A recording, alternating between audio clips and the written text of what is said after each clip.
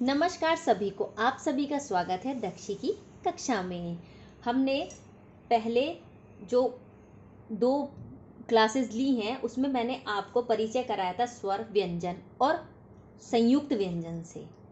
वो मैंने तब आपको पहचान कराई थी। तो ऐसा होता है कि बच्चे जब आ ई बोलना प्रारंभ करते हैं तो उन्हें समझ में नहीं आता, वो क्लियरिटी या इतनी सफाई से शब्दों को नहीं बोल पाते कि बहुत अच्छे से।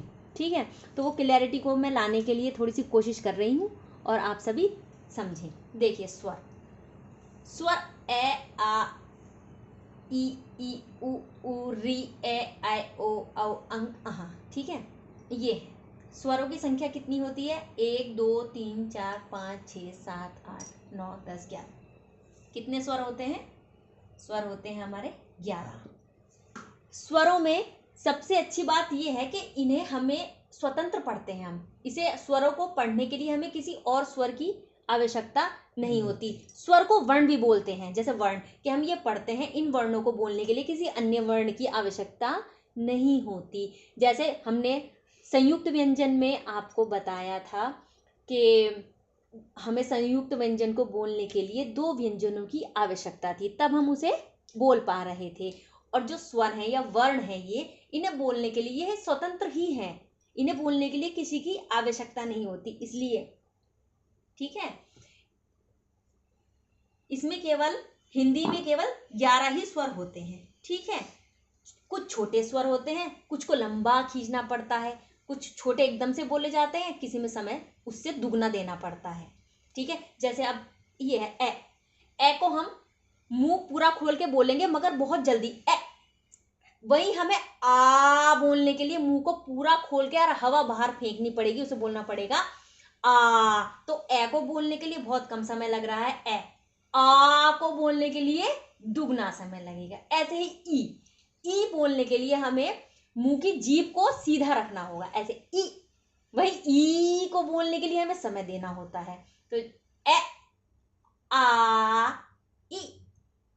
ई, अपने मुंह को, अपनी जीभ को स्ट्रेट रख के ई खींचना है। ऐसे ऊ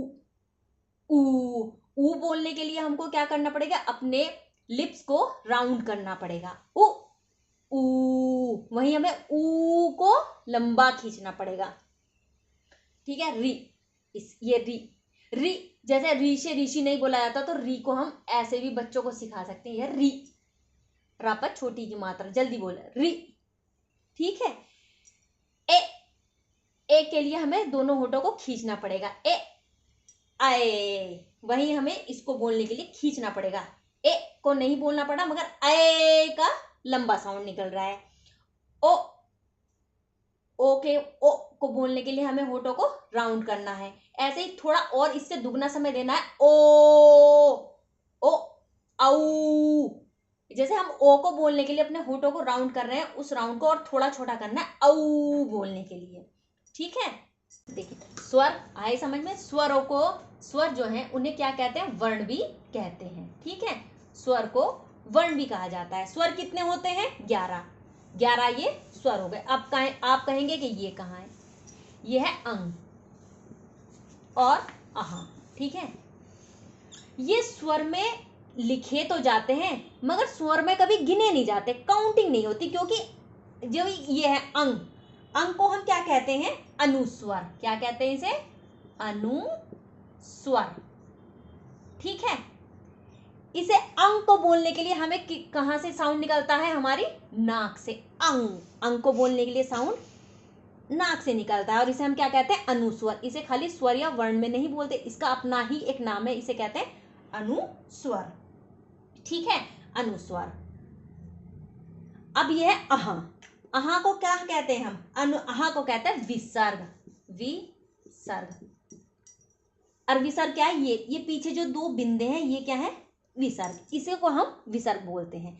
इसका भी काउंट, इसकी भी गिनती स्वर में नहीं होती, वर्ण में नहीं होती। यह है विसर्ग, इसका अपना अलग साउंड है। इसे अहा को बोलने के लिए हमें साउंड कहां से निकालना पड़ेगा? गले से, अहा अहा। ठीक है, अहा अंग, अहा अंग। अंग को हम अनुस्वार कहते हैं और अहा को विसर्ग कहते हैं। समझ आया? आपको वीडियो अच्छी लगी लाइक करें, सब्सक्राइब करें और हमें फॉलो करें। धन्यवाद।